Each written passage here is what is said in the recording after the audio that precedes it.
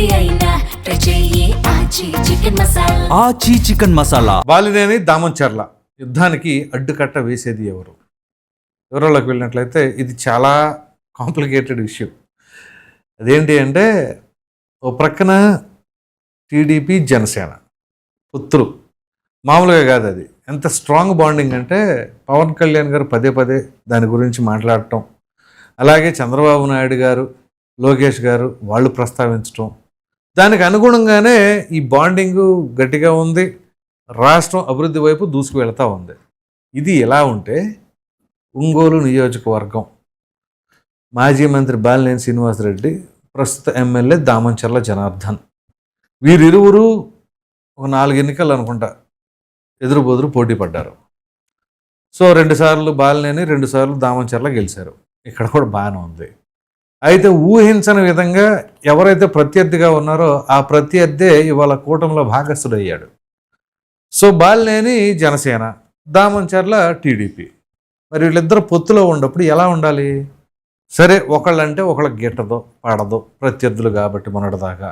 అటువంటిప్పుడు ఏం చేయాలి? ఒకరి గురించి ఒకరు పట్టించుకోకుండా వదిలేయాలి, సంబంధం లేనట్టు ఉండాలి. కానీ అలా జరుగుతుందా అంటే లేదు. టామ్ అండ్ జెర్రీ లాగా ఎవరో ఒకళ్ళు ఇది ఇందులో వీళ్ళ తప్పు వాళ్ళ తప్పు అనడానికి ఏమీ లేదు, ఇరువురిది ఉంది. ఎందుకంటే ఇది ఎంతో కాంప్లికేటెడ్ ఇష్యూని మాట్లాడితే వేదిక మీదకి, లేకపోతే ప్రెస్ మీట్లు పెట్టేయడం, లేకపోతే బహిరంగంగా ఒకళ్ళ మీద ఒకళ్ళు దుమ్మెత్తి పోసుకోవడం అంటే దేనికి నిదర్శనం అది? వీళ్ళకి ఇప్పుడు నిజంగా వ్యక్తిగత ఎజెండాలు అవి, పార్టీకి సంబంధించిన వ్యవహారం కాదు. ఇటు బాలినేని జనసేన అనో లేకపోతే దామంచర్ల టీడీపీ అనో కాదు, అసలు టీడీపీ జనసేన మధ్య కాదు అది. వ్యక్తిగతంగా వాళ్ళిద్దరి మధ్య విభేదాలు ఉన్నాయి. ఆ విభేదాలు ఉన్నప్పుడు ఏం చేయాలి? పార్టీ అంశాలు ప్రక్కన పెట్టేసి మిగతా అంశాలు వైపు చూసుకోవాలి, లేదా మిగతా అంశాలు ప్రక్కన పెట్టేసి పార్టీ పరంగా కలిసిమెలిసి ఉండాలి. కలిసిమెలిసి ఉండినా ఉండకపోయినా పోట్లాడంగా బహిరంగంగా మాత్రం జరగకూడదు.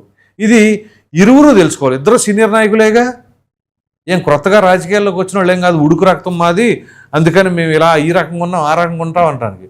ప్రధానంగా బాలినేని శ్రీనివాసరెడ్డి మాజీ మంత్రి, 6 సార్లు ఆయన గెలిచినట్టున్నాడు ఆయన ఎమ్మెల్యేగా. ఇప్పుడు జనసేనలో ఉన్నారు. అది ఆయన జనసేనలోకి ఎప్పుడు వచ్చారు? మొన్న ఎన్నికలు అయిపోయినాక వైసీపీలో ఓటమి చెందిన తర్వాత జనసేనలోకి వచ్చారు. ఆయన జనసేనలోకి రావడమే చాలామందికి ఇష్టం లేదు, జనసేన వాళ్ళకే ఇష్టం లేదు. సరే వచ్చారు, వచ్చినప్పుడు ఎలా ఉండాలి? ఇప్పుడే కాదు, రేపు ఎన్నికలు అయిపోయేంత వరకు కూడా ఏం మాట్లాడకూడదు. ఎందుకు ఈ మాట అంత స్పష్టంగా చెప్తున్నానంటే, ఆయన ఇప్పుడు ఎన్నికలకు ముందు వచ్చి ఉంటే, 2024 ఎన్నికలకు ముందు వచ్చి ఉంటే, ఉదాహరణకి కోటరెడ్డి శ్రీధర్ రెడ్డి గారు లాగా మిగతా రాజకీయ నాయకుల్లాగా ఎన్నికలకు ముందు వచ్చి ఉంటే దట్ ఈస్ ఫైన్. కానీ ఎన్నికల్లో ఓటమి చెందిన తర్వాత వైసీపీలో వచ్చాడు ఆయన. అటువంటప్పుడు ఒక ఎన్నిక జరిగిన దాకా సైలెంట్గా ఉండాల్సిందే. నేనే జనసేనలో మాట్లాడకూడదా అంటే మాట్లాడకూడదు. మీరు మొదటి నుంచి జనసేన కాదుగా, మీరు వైసీపీ నుంచి జనసేనకు వచ్చినోళ్ళు. సో అటువంటిప్పుడు ఏం చేయాలి అంటే, అధినాయకుడు స్టాండ్ ఏంటి, ఆయన విధానం ఏంటి, దాని ప్రకారంగా నడవాల్సిందే తప్ప మీరు వచ్చేసి అటు తెలుగుదేశం పార్టీ ఎమ్మెల్యే పైన మాట్లాడుతున్నారంటే it's not the war between Damacharla and బాలినేనిగా చూడరు. టీడీపీ జనసేనగానే చూస్తారు. ఎందుకు? ఎక్కడ అవకాశం దొరుకుతుందా మనకి అని చెప్పేసి ఎదురు చూస్తున్నది ఎవరు? అక్కడ వైసీపీ. ఆ విషయం అందరికీ తెలుసు. మరి అటువంటిప్పుడు మీరు బహిరంగంగా వచ్చి అలా ఫైట్ చేసుకుంటే దాని ఉద్దేశం ఏంటి? ఖచ్చితంగా బాలినేని కోవర్టే, అందు గురించి వచ్చి ఈ రకంగా చేస్తున్నాడు అని చెప్పేసి ఆ అపవాదను ఆయన ఎదుర్కోవాల్సి ఉంటుంది. సో ఇప్పుడు ఇంకోటి, బాలినేని గురించి దామంచర్ల గారు మాట్లాడిన దాంట్లో కూడా ఉంటుంది.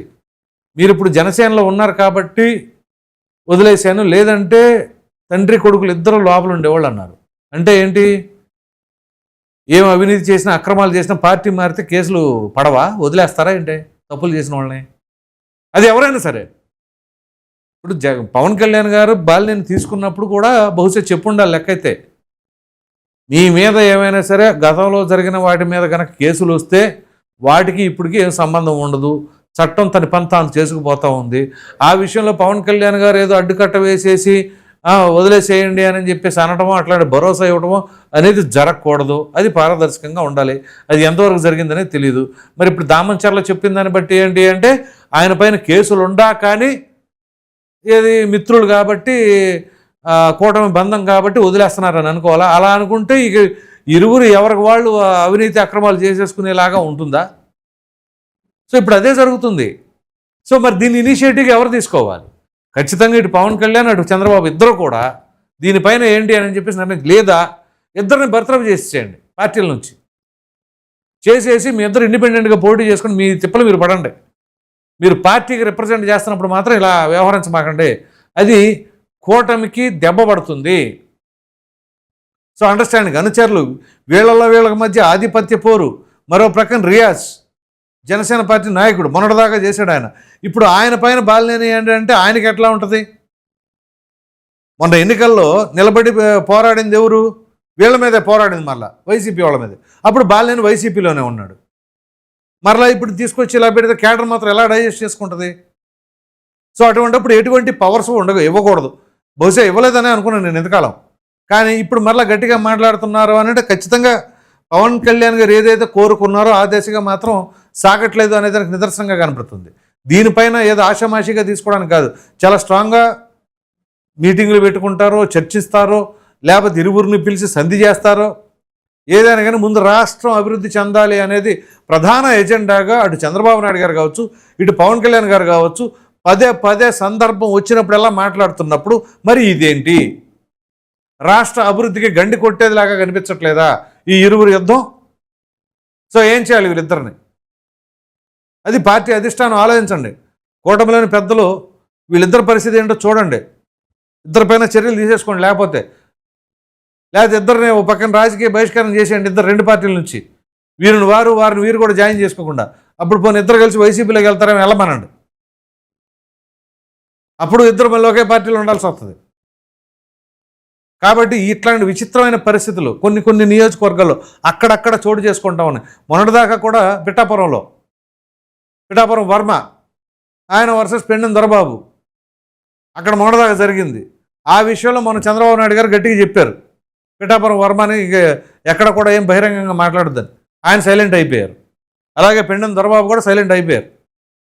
సో ఇక్కడ కూడా బాలినేని అండ్ దామచర్ల ఈ విషయంలో కూడా ఖచ్చితంగా పవన్ కళ్యాణ్ గారు అలాగే చంద్రబాబు నాయుడు గారు ఈ విషయంలో యాక్షన్ తీసుకోకపోతే మాత్రం ఖచ్చితంగా మీరు ఏదైతే కోరుకుంటున్నారో రాష్ట్రాన్ని చూడాలి అని దానికి గండిపడే అవకాశం ఉంది.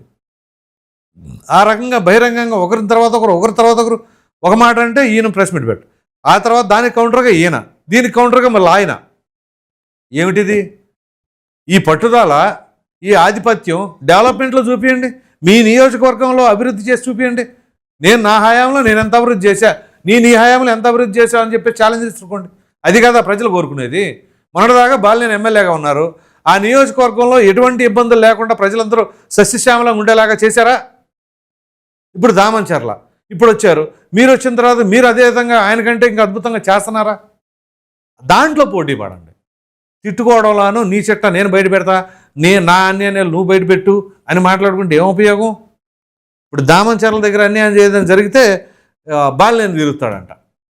మీరు ఎమ్మెల్యేగా మంత్రిగా ఉన్నప్పుడే తీర్చాలి కదా అది.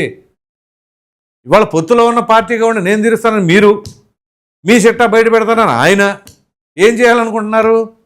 అసలు పార్టీ ఎజెండాలు ఏంటి?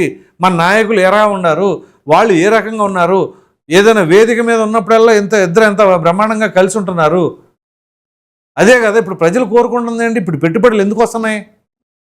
దానివల్ల ఉపాధి వస్తుంది కదా, యువత అందరూ బ్రహ్మాండంగా ఉంటారు కదా, వాళ్ళ ఆర్థిక స్థితిగతులు మారుతాయి కదా.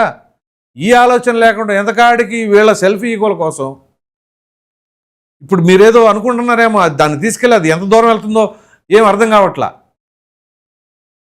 కాబట్టి రాష్ట్రం కావాలా, మీ సొంత రాజకీయం కావాలా? సొంత రాజకీయం కావాలంటే ఇద్దరు చెరో పార్టీ పెట్టుకోండి. చెరో పార్టీ పెట్టుకొని అప్పుడు మీ ఇష్టం వచ్చినట్టు మాట్లాడి ఎవరు పట్టించుకోరు. టీడీపీ వాళ్ళు పట్టించుకోరు, జనసేన వాళ్ళు పట్టించుకోరు, వైసీపీ వాళ్ళకి సంబంధమే లేదు. ఇద్దరు చెరో పార్టీ పెట్టుకోండి, మీ ఇద్దరు వరకు పోటీలు చేసుకోండి.